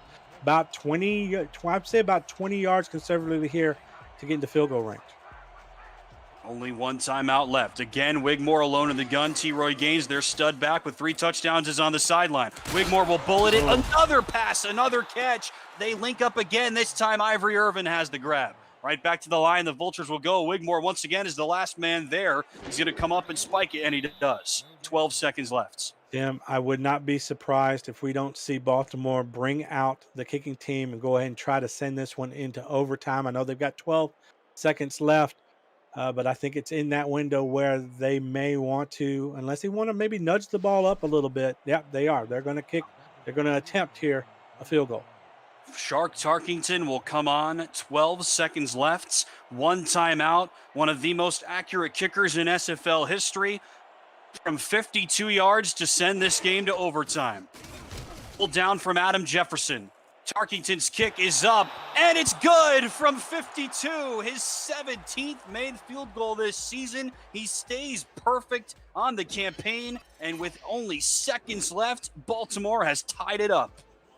And that is a kick worth celebrating, a clutch kick if there has ever been one here in the SFL, and right down the middle. I think that would have been good from 60, so plenty of leg on that kick. And now 8 seconds here, potentially maybe a return by Vancouver, although in yesterday's we saw a big Hail Mary actually work out for a team, so that could be something to look forward to as well. Clutch last-minute drive from Baltimore. Shark Tarkington delivers. Andy Hamilton will wisely take a knee. Cameron Irvine is taking precautions to keep himself safe during a tornado warning at SFL headquarters, so we will guide you through the rest of this game, even if we go into overtime. The score, 27 apiece, Vancouver and Baltimore. Vancouver has 2 timeouts left, Baltimore, has 1. Only 7 seconds left. Vancouver on its own 20, and Pepper will spread it out. Robert Redford joins him in the backfield, 3 wides, 2 timeouts left for Vancouver, 7 seconds left in regulation. Pepper, no drop, throws over the middle, it's picked off! Baltimore back the other way, it's Giovanni Bolt with his first interception of the season. That's going to seal it. We are going to overtime in British Columbia this afternoon, and Bolt nearly had a chance to take that back himself. Terrific play by the veteran as he cuts in front of that route, but he made an epic mistake there, Tim. He should have kneeled or got out of bounds.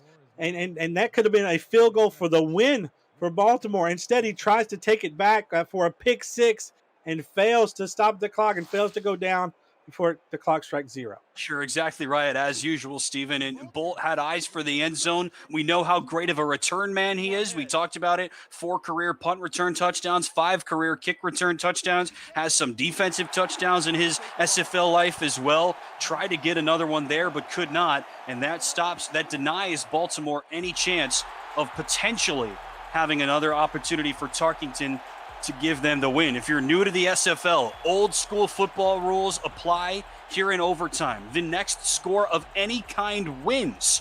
Vancouver wins the toss, they will get the ball first. Remember, Ramon Rakowski is their kicker, one of the few non-tenured kickers in the league. That means his range is shorter than Shark Tarkington's or most other kickers, and Vancouver will start from the 20. It has been a fantastic day for Vancouver on offense. They scored just 3 points in the first quarter, and since then, they have been lethal. Tom Pepper, the veteran quarterback, has completed better than 80% of his pass attempts for nearly 450 yards. That was his second interception, so that continues to bite him a little bit, but he's also thrown for 3 touchdowns, a quarterback rating of better than 105. He had a rating of 102, second best in the league coming into today. Can he lead an engineer a game-winning drive? He'll float it up, and it's another pick!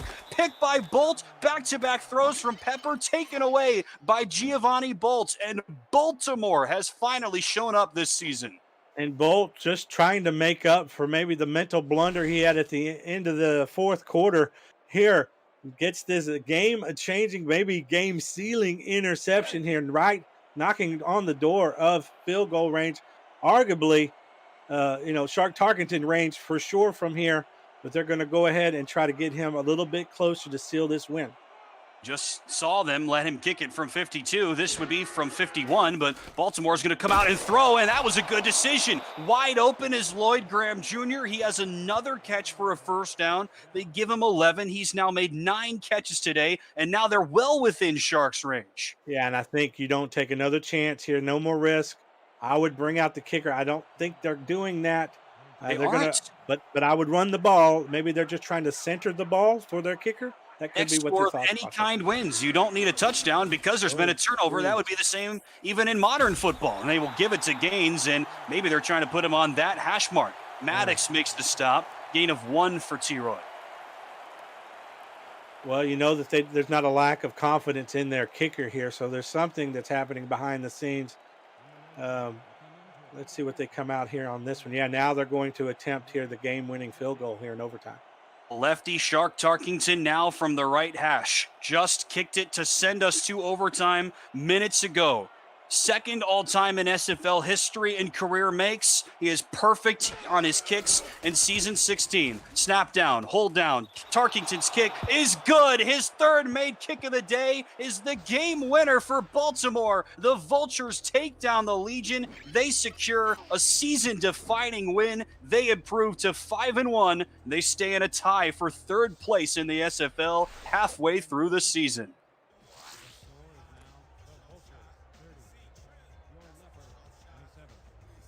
(30-27) the final. Tarkington sends him to overtime with just seconds left in regulation and then wins it in overtime thanks to the interception from Giovanni Bolts. And what did we say, Steven? I mean, I hate to beat a dead horse. I got to see Vancouver in person a lot last year, and the turnovers torpedoed them, negated sure wins or wins that sure seemed likely for them all season.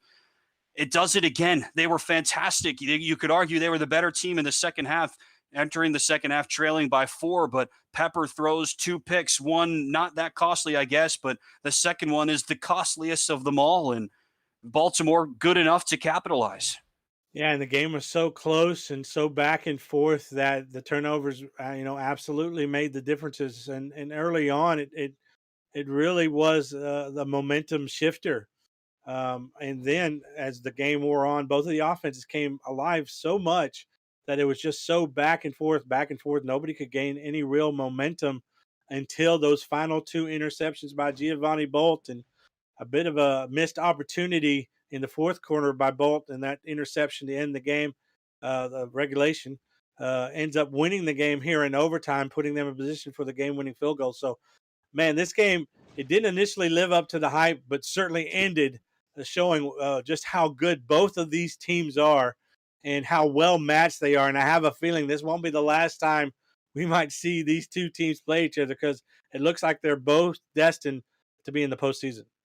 If the season ended today, the regular season ended, they both would be in the postseason. Vancouver falls to 3-3, but there's a couple of other teams, 3 or 4 right now, that are 3-3, and you would probably have to make the argument that Vancouver is the best of that bunch. So even if they finish the season at 500, I think, like we saw last year, then plenty of teams will get in the playoffs even at 500. But on the other side, and we mentioned it, one of the knocks against Baltimore, where the quality wins. They were 4-1, all 4 against teams with losing records. They lost on the road against Denver, which is a team that is still undefeated this year. Here is a win of the highest quality for Baltimore. The Legion have now lost 3 straight, yes, so now they don't have a winning record either. But I think anybody that looks at Baltimore's schedule at season end is going to pinpoint this game as one of their best wins of the season, and a win that truly underscores for anybody that doubted for whatever reason that this is a team to beat. Yeah, and the cream rises to the top, right? And these 2 teams clearly, are the cream of the crop here in the SFL, and it proved it today in this terrific matchup. And they were just so good on both sides of the ball. Credit goes to the coaching staff for the game planning. Both of them clearly knew the other one really, really well and planned for them really well. Each team can come away from this game with something really positive moving forward. The player of the game, I wouldn't have had a surprise. It wouldn't have been a surprise if it was Tom Pepper, but those Right. two late picks turn it the other way. And T. Roy Gaines with his best game of the season, Steven, he's going to walk away with MVP honors. Yeah, and just had a nose for the end zone today. Didn't get the century mark as a rusher, but certainly those three scores were the difference in this game. Only 2 total touchdowns entering action. He scores 3, helps Baltimore win an absolute battle. The final, Baltimore 30, Vancouver 27 in overtime. There's one other game in action right now. Portland against Arizona. That game was going end to end for a minute there, and Arizona really took the bull by the horns in the third quarter and has jumped out to a lead, as you can see on the top left corner of your screen. Join Stephen Hacker and Josh Zirkle for the call of that one. Twitch.tv/SimulationFL for the conclusion of that one. Stephen Mullinax, your final thoughts from this epic contest. Well, it lived up to the hype. I mean, everything that we thought about both of these teams came into fruition in this game, and it was just fun to see how both of them matched up so perfectly against each other in a very competitive ball game, very defensive minded at the beginning of this game in the first half, very offensive minded in the second half of the game, and then the game really determined the outcome by 2 key turnovers, both by the same guy, interceptions by Giovanni Bolt. And that is the difference in this ball game. It really could have gone either way, and it was just so entertaining to watch. The best players showing up in clutch situations. And you and I mentioned it over the course of the game. Troy Loshaw had stolen the headlines this year. I mean, deservedly so, right? With 7 interceptions over 5 games, best in the league through 5 weeks. And Bolts had comparatively, and by his standards, had been off to a really, really quiet start to the year. Did not have any picks, only 3 pass breakups through those same 5 games. And yeah, not everybody can get picks if Troy Loshaw is going to get them, you would think. But today, Bolts shows up when it mattered most. The ceiling interception to send the game to overtime, and then the interception that ultimately gave them the win in overtime. And of course, Shark Tarkington, one of the best kickers in league history, showed up when it counted as well. Those 2 stars who have been at this for a long time around this Baltimore team, which is so young, like we've said, lots of guys in their 3rd year or less in the SFL. That time, 2 veterans who have been here for more than a half dozen years stepped up when it mattered most. Well, let's not forget, too, Bolt came into this game uncharacteristically having no interceptions through the first 5 games of the season. And what happened here is his opposite on the other side of the field, opposite of him, Troy Loshaw, leads the league with 7 interceptions. So teams have learned to stop targeting Loshaw, and in this particular game, targeted Bolt more, and Bolt, proved to also be as equally frustrating for the Vancouver offense. So it's just both of these teams really have some of the best safety tandems in the league, maybe ever in the history of this league.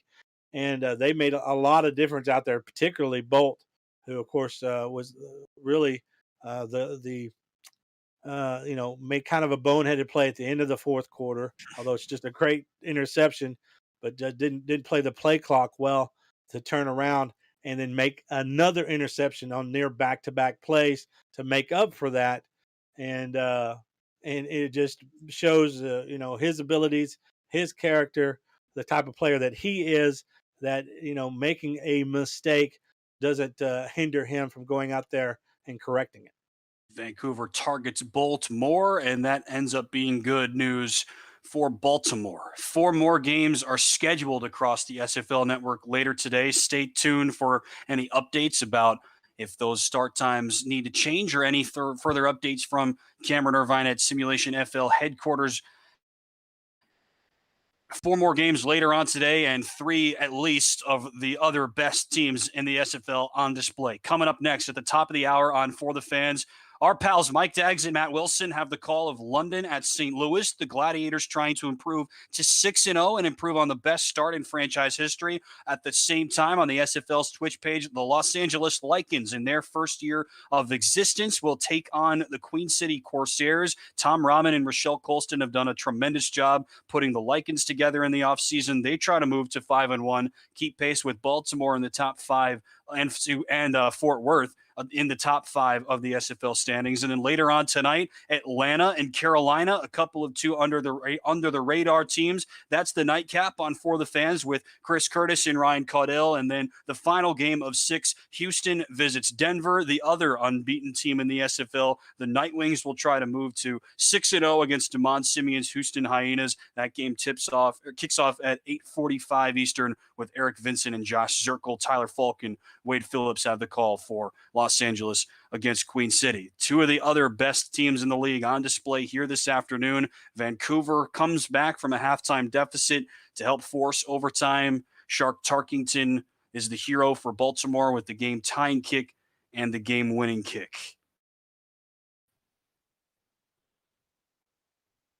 Yeah, and then we, have an opportunity here possibly to talk to Andy Hamilton about his thoughts on the game. But before potentially doing that, just want to kind of go back through some of the stats here from this game and as I kind of look back and review, because it's just such a terrific game. But Jack Wigmore finishes the game completing 35 of his 49 targets, 328 yards. Excuse me. Go ahead, Tim. Oh, you're good, Steven. Go right ahead. Oh, okay. I thought you had there. No touchdown passes in this game by Wigmore, which is unusual. All of those touchdowns coming by way of T. Roy Gaines. Just going through here, just some of the wide receivers here. Ivory Irvin, 6 receptions off 10 targets for 66 yards. Daley Holder targeted 7 times, brought in 5 of those for 45 yards. Mac Chima, someone that you talked about, Tim, a little bit, not wanting to see him get more involved. Well, he was targeted 10 times, brought in 7 receptions for 70 yards. And then really the main target in this game outside of T. Roy Gaines was Lloyd Graham Jr., the tight end who was injured his wrist and was taken out of the game for a short time there in the first half. Targeted 11 times, came down with 9 receptions for 89 yards, and his backup, who played equally as well, I think, in his stead, 2 receptions, 15 yards. So